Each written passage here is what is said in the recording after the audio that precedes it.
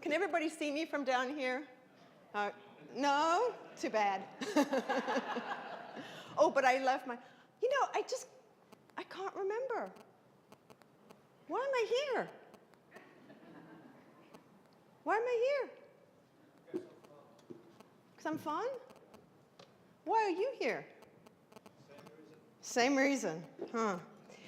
The question, why am I here, is probably the one question that's been asked by every single person who's ever lived. Why am I here? What the heck are we doing here anyway? What is your purpose? Why are you here? Well, that's what we're going to talk about today.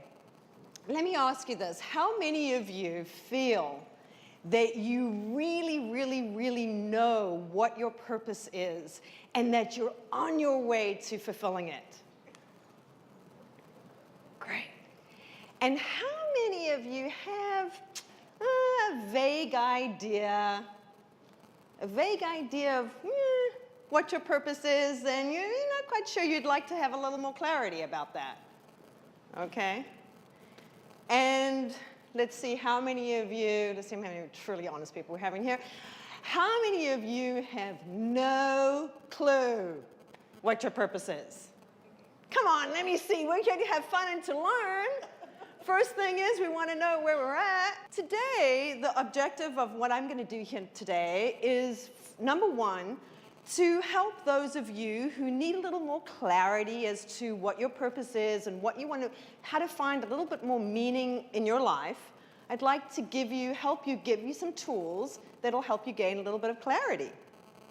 The other thing I want to do is for those of you who do have some idea, or maybe a huge amount of idea, you know that you're on purpose, perhaps give you a little bit more insight to how to manifest that purpose in your life right now. Because the truth of the matter is that our purpose, just like the way we express it, the way we go about achieving it, the meaning of our lives, often needs to evolve and change because we constantly are having new information. We grow as we grow and change, and our skills evolve and develop, and different things happen to us. We have different ways of doing it, and if we don't grow and change and everything just stays the same, we're probably not as much on purpose as what we were when we had that aha moment. So hopefully I'll be able to help you get a little bit more insight and give you some momentum, some energy into taking the next steps, into doing the next thing. Because there's one thing knowing your purpose, but there's another thing living your purpose. So if we truly want to be on purpose in our lives, we have to be living it. And there's so many different ways that you can express your purpose in your life and help make this world better. And that's what we're all here for. And the very last thing that I would like to do is to give you some tools to help you stay on track. Because it's so easy in this world of ours to get distracted. I mean, I know I do. You know, it's almost like I need to have a GPS system to keep me on track, you know, because I keep on like going off somewhere. So, as I mentioned, your purpose evolves. This purpose is going to evolve over time. The more information you get, and as you grow and change, and your life, what you'll find for those of you who feel like your purpose is really vague or you're not quite sure what it is, what you'll find is that your whole life is filled with clues about where you can find that meaning, where you can get that. We're gonna do some exercises on that. And it really is never too late. You know, a lot of times people see the kinds of work that I do and they'll say to me, geez, Mandy, you know, how is it that you're so lucky you've got this light? You know exactly, you can tell exactly that you're doing exactly what you're meant to be doing.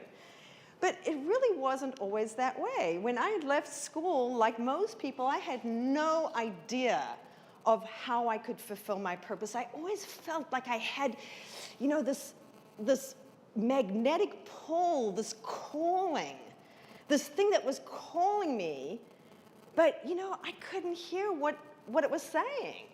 because I had this rock concert going on in my head with a few soap operas and, you know, all kinds of things, a little comedy here and there, and I couldn't hear what the calling was. So when I left school and I started to work, I traveled all over the world. Almost every single year I had a new career. I became, early in my career, I started off as in personnel. And in South Africa, which is where I grew up, I worked in a personnel agency.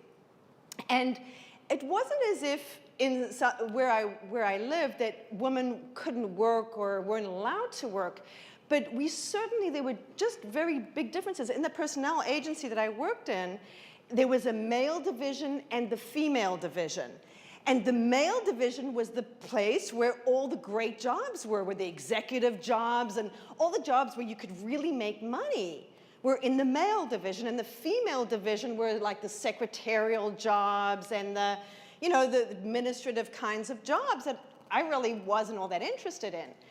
So women were really encouraged in our society where I grew up. We were encouraged that when you got, you know, late teens, you were expected to get married, have kids, and that was going to be your life. Now, my mother, when she was young, she always wanted to be either a ballroom dancer or an athlete. You know, she was very good at those things, but her parents would never hear of that. So my mother got married when she was 17, and by the time she was 25, she had 5 kids. Now, my mother was not cut out. I mean, I love my mother, but she was not cut out for, you know, the domestic life. And that was a really good lesson for me because I could tell that, you know what, that was not for me either. So she was a really good role model in that I could tell this was not what I wanted, right?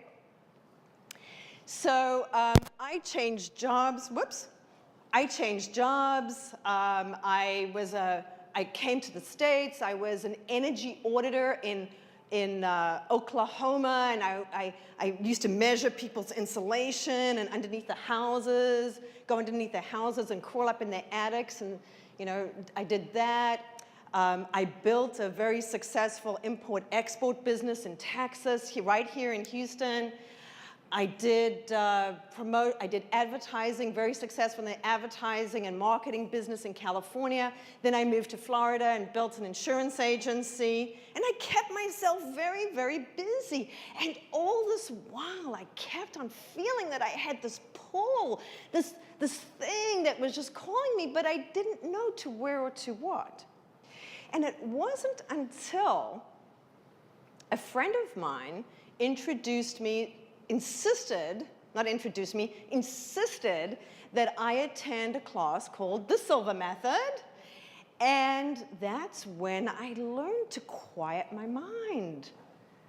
So I learned to quiet my mind enough to be able to hear my inner voice.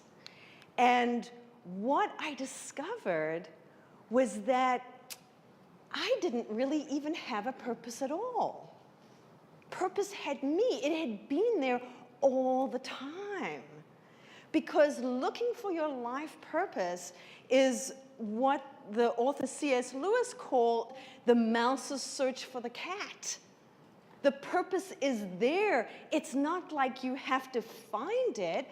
You don't have to discover it. All you have to do is uncover it. Because when I say that your purpose has you, it's more like a musician would have a sheet of music, right? You're the sheet of music because there's something within you that's calling you. Your purpose needs you desperately, and it's calling you and wanting you to seize it and express it. The proof is in the very palm of your hands.